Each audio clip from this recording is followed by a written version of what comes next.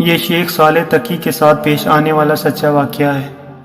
میرا بیٹا جس کی عمر 5 سال تھی، اسے بخار ہو گیا۔ مختلف ادویات دینے سے بھی کوئی افاقہ نہ ہوا۔ وقت گزرنے کے ساتھ اس کے بخار کی شدت میں اضافہ ہوتا گیا۔ ڈاکٹروں نے ہدایت کی کہ اس بچے کے میڈیکل ٹیسٹ کروائے جائیں تاکہ مرض کی صحیح تشخیص ہو سکے۔ میڈیکل رپورٹس انتہائی پریشان کن تھیں۔ بچہ ایک ایسے موذی مرض میں مبتلا تھا جس کا علاج اگر ناممکن نہیں تو انتہائی مشکل ضرور تھا۔ ادھر بچے کی حالت دن بدن بگڑ رہی تھی۔ مجھ پر تو غم کے پہاڑ ٹوٹ پڑے تھے۔ دن کو چین تھا نہ رات کو سکون۔ ہر وقت بچے کی اذیت بھری شکل نظروں میں گھومتی رہتی۔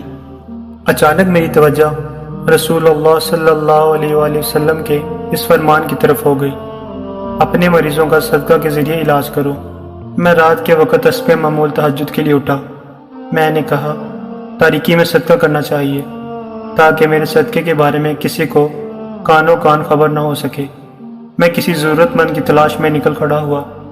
موسم انتہائی سرد تھا۔ لوگ اس وقت اپنے بستروں میں گھسے نیند کے مزے اڑا رہے تھے۔ مجھے تلاش بسیار کے باوجود کوئی شخص نظر نہیں آیا۔ صرف ایک خوبصورت بلی تھی جو اپنے بچے کو دودھ پلا رہی تھی۔ وہ شکل سے بھوکی محسوس ہو رہی تھی۔ میں گھر گیا اور گوشت کے ٹکڑے لا کر اس کے سامنے ڈال دیے۔ اس کے بعد میں فجر کی نماز ادا کرنے مسجد چلا گیا۔ فجر کے بعد میں تھوڑی دیر کے لیے لیٹا۔ میری آنکھ لگ گئی۔ میں نے ایک عجیب و غریب خواب دیکھا۔ ایک بہت بڑا سیاہ رنگ کا کوّا میرے بچے پر حملہ کرنے کی کوشش کر رہا ہے۔ بچہ مدد کے لیے پکار رہا ہے۔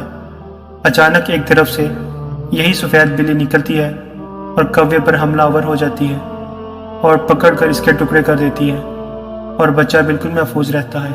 میں بیدار ہوا اور سب سے پہلے بیٹے کے پاس گیا۔ مجھے اپنے بیٹے کے چہرے پر تازگی اور صحت کے آثار محسوس ہوئے۔ اس کا بخار بھی اتر چکا تھا۔ میں اسے ڈاکٹر کے پاس لے گیا۔ ڈاکٹر بھی اس کی حالت دیکھ کر حیران رہ گئے۔ اس بچے کے دوبارہ ٹیسٹ کیے گئے۔ اب کی بار سارے ٹیسٹ ٹھیک تھے۔ اس موذی مرض کا دور دور تک کوئی نام و نشان نہیں تھا۔ میں نے اس پر اللہ کا لاکھ لاکھ شکر ادا کیا۔ اب اللہ کی رحمت سے وہ بچہ جوان ہو چکا ہے۔ وہ حافظ قرآن اور بہت اچھا عالم بن چکا ہے۔